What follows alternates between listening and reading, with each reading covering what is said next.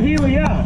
Well, that felt very scientific. Kind of feel very professional. It's something that I've never done on the regular. But hey, it's always good to move on and learn new things and try new things, have an open mind. Don't get too, as I was saying earlier in my masking bit, don't get too arrogant and big-headed on yourself and think that you are a know-it-all, because the more you know you don't know. But yeah, there are lots of contributing factors to, like, I mean, not lots, but there are a few. Like, the temperature will also change the viscosity. So, like, yesterday, this morning. This morning was the first time I used the viscosity cup. And I checked it before I had painted the car, and then I put it in the boot. So it was like, it was running at 22 seconds at 17 degrees, but then when it got up to like 22 degrees, it was running through a lot quicker. So it was right down to 20 degrees, so I left it and cleared it with 20, cleared it running through at 20 degrees. Alright, I've got this. Don't want to forget to clear that. I've done that before. Just make sure we're recording. Yep, we are.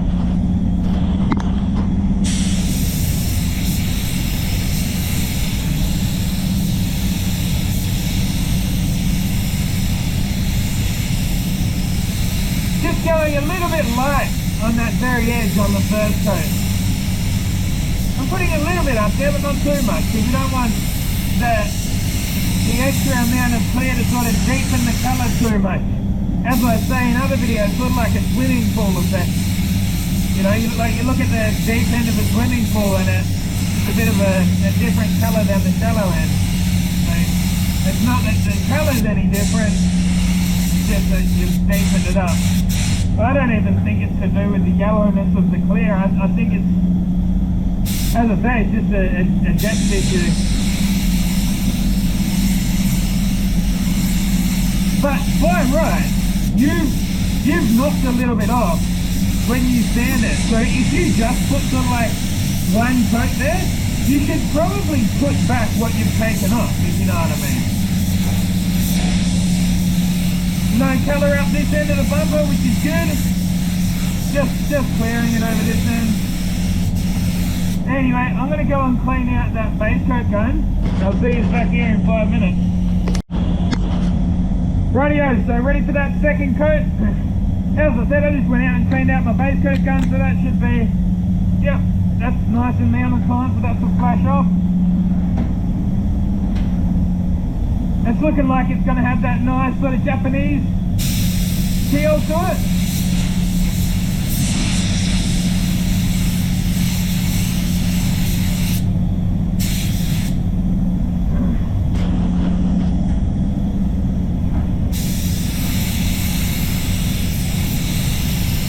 I can actually see the blend. Like, that's one thing that I don't like about this system, because like with Sando Blue, like, you can see what it looks like when you're painting, but they don't even tell you to use the base coat blender on this, so like you can't see what it looks like until you put clear over it, which really sucks. Now I can see that blend. Like, if I had known that it was looking like this, I would have gone and just stepped it out a little bit more and made it look a little bit better, but you can't, because that was all prepped up. That was all sanding scratches. Like, you can't, I don't know. And then I was reluctant to go and put the base coat blender down, because I've actually had that stuff change the colour on me before, big time. I painted this orange car. It was like a Kia, and it changed the bloody colour on me. So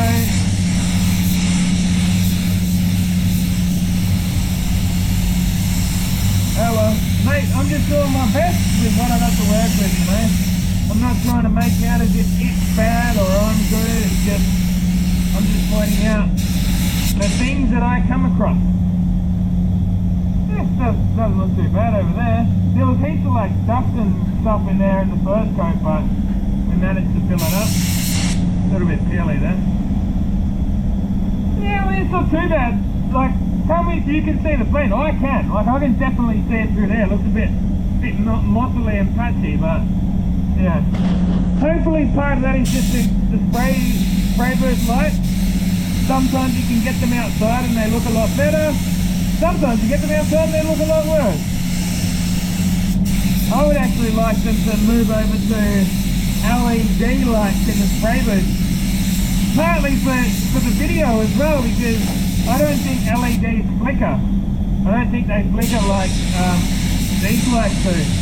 I actually would like to be recording in 4K, but I can't because this camera, I've tried all the different settings on 4K resolution and this camera doesn't like it.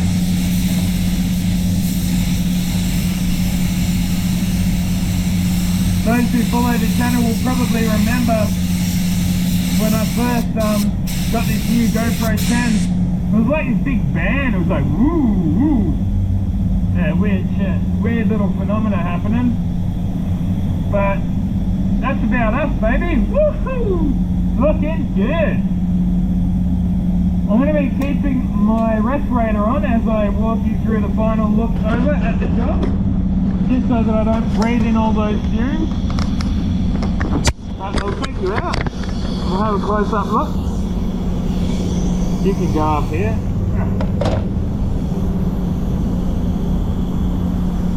Yeah, I mean, it actually doesn't look too bad through the viewing window of this camera. It's strange, like it looks worse with the naked eye. That's a very funny one, because sometimes it goes the other way, as I say.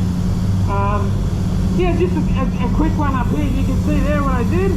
I've left that there so that I can peel that up. I'll peel that off once I finish having a look over of the job. I'll take some photos for the thumbnail. But yeah, like I can see with the naked eye, like I can see that blend. But I don't know, let me know if you can see it. It doesn't look as bad on the video. That's a strange one. Hey, I should have kept my mouth shut. Making myself look bad. Same thing over here, we just kept that colour nice and tight. Anyway, I've got to go and have my lunch. And then after this, I'm on to a full respray on a Mercedes-Benz C200. Loving that DV1 C2, man. That's a killer setup, 1.2. Anyway, until next time, get out there and paint some shit. Woo!